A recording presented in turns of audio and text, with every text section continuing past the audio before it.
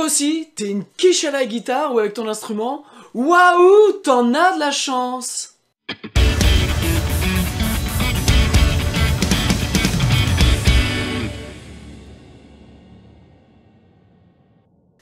Salut à toutes et tous, c'est Jaf. Aujourd'hui dans Bip Bip Blabla, nous allons parler de la chance que l'on peut avoir d'être un musicien, alors j'allais pas dire mauvais, mais d'être un musicien avec beaucoup de faiblesses techniques. Alors, en attendant, bien entendu, le visionnage qui va être passionnant, je vous invite à aller faire un tour dans le descriptif, puisque vous avez des e-books gratuits à télécharger, mais aussi des formations sur l'EQ, sur la compression, sur Cubase, bref, vous avez plein de choses, vous pouvez aller faire un petit tour. Mais revenons-en à nos moutons. Alors, en fait, l'idée m'est venue il y a peu de temps, et puis ça va faire écho dans la prochaine vidéo que je suis en train de vous préparer. C'est aujourd'hui, on regarde un petit peu tout ce que l'on a sous les yeux sur Instagram, sur YouTube, sur pas mal de trucs. Et en fait, on peut vite en fait se sentir complexé parce qu'on n'est pas un bon musicien, parce que techniquement on a des faiblesses, parce que voilà, on rayonne peut-être pas super bien. Alors tout ça, c'est une chance pour moi parce que en fait, personnellement, je trouve que les très bons musiciens sont bien souvent ceux qui font le moins de choses, ou en tout cas, qui touchent le moins de personnes, on va dire artistiquement. Et le fait d'avoir des lacunes, et le fait de ne pas être techniquement un virtuose, et bien en fait, ça oblige les musiciens, et ça vous oblige à devoir compenser par autre chose. Et cette autre chose, c'est votre musicalité, c'est votre singularité. Et quelque part, c'est la personnalité, votre personnalité, que vous allez réussir à mettre dans la musique. Alors, on peut prendre plein d'exemples, et forcément, il y a toujours un contre-exemple, bien entendu. Mais je dirais, quand on regarde un petit peu dans la musique, eh ben, j'ai plein d'exemples. Je pense à, bien entendu, Kurt Cobain, qui est un guitariste très moyen, mais qui est un génie en termes de compo, dans ce qu'il a apporté dans la musique rock. Je pense par exemple à Lars Ulrich de Metallica, qui beaucoup de personnes se foutent de sa gueule parce que c'est pas un bon batteur, et on sait que c'est pas un bon batteur, mais malgré tout, c'est Monsieur Lars Ulrich, et c'est lui qui l'a inventé, et voilà, c'est un peu lui le patron aussi quelque part de ce style de musique. En tout cas, il a amené quelque chose à ce style. Je pense aussi à Bob Dylan dans le chant, je pense aussi à Meg des White Stripes, donc à la batterie, qui est vraiment pour le coup pas une bonne batteuse. Je sais pas si ça se dit batteuse, tiens, répondez-moi, dites-moi si ça se dit ou pas batteuse. Bref, qui est pas vraiment un très bon techniquement, qui est assez faible, mais quelque part, son style, son groove a amené cette couleur au White Stripe, où Jack White, même dans tous les autres projets qu'il a fait, n'a jamais réussi à ressonner quelque part comme ça, parce qu'il y a ce côté bancal de la batterie, quelque part, on le retrouve aussi avec Lars Ulrich, je dirais, vous mettez un vraiment bon batteur dans Metallica, et à ce moment-là, vous n'avez plus Metallica, vous n'avez plus quelque chose qui sonne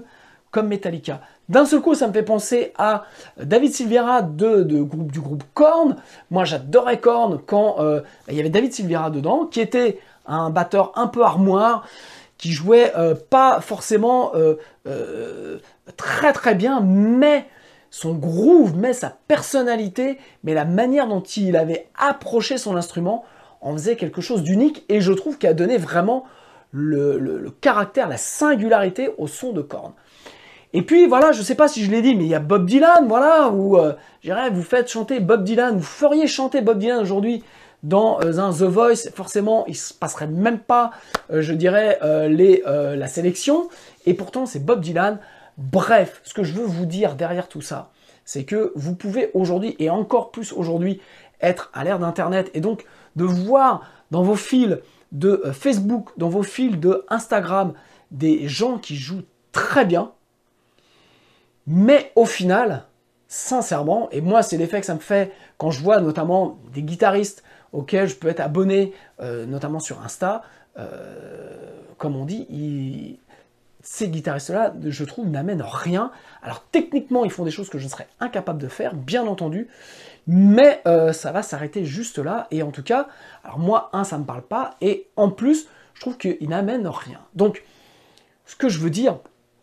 c'est que tous les artistes dont je vous ai évoqués tout à l'heure, et des exemples, il y en a 20 000, voilà, c'est que tous ces gens-là, j'ai failli oublier, tiens, je coupe tout de suite, j'ai failli oublier The Edge, qui est moi un de mes guitaristes favoris, et je trouve que The Edge représente bien ça, c'est-à-dire que c'est un guitariste dans les années 70,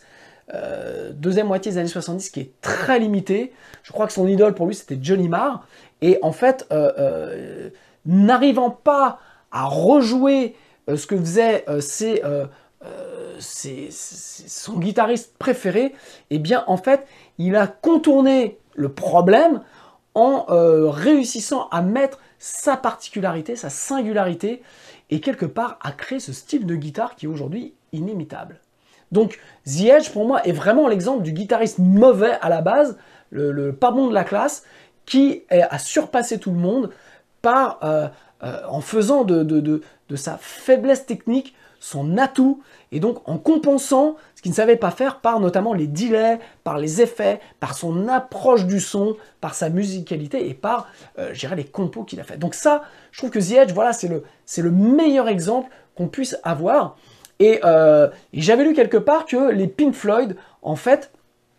à la base faisaient un peu un groupe de blues, hein, mais comme ils jouaient très très mal le blues, ils ont bifurqué vers cette musique un peu psyché parce que c'était tout de suite plus facile pour eux, puisque voilà, il y avait du temps, parce qu'ils pouvaient étirer, je dirais, leur musique, les solos et tout ça, et donc ça leur permettait de compenser ce qu'ils ne savaient pas faire ou pas bien faire, et ils ont créé ce style. Donc, l'idée que je veux vous passer dans ce bibi blabla que j'essaye de faire court, c'est que si vous n'êtes pas bon, si techniquement vous êtes limité, eh bien, considérez ça comme une chance. Parce que si vous êtes vraiment amoureux de la musique, si vous avez vraiment, vous sentez au fond de vous que vous avez quelque chose à dire, vous avez quelque chose à raconter, eh bien, le fait d'être limité techniquement, ça va être une chance parce que vous n'allez pas verser dans la technique. Vous allez remettre votre ego peut-être à l'endroit où il doit être, parce que c'est aussi le problème de musiciens qui jouent très très bien, c'est qu'à un moment donné, ils ont un ego surdimensionné, et ce qui se passe, leur musique est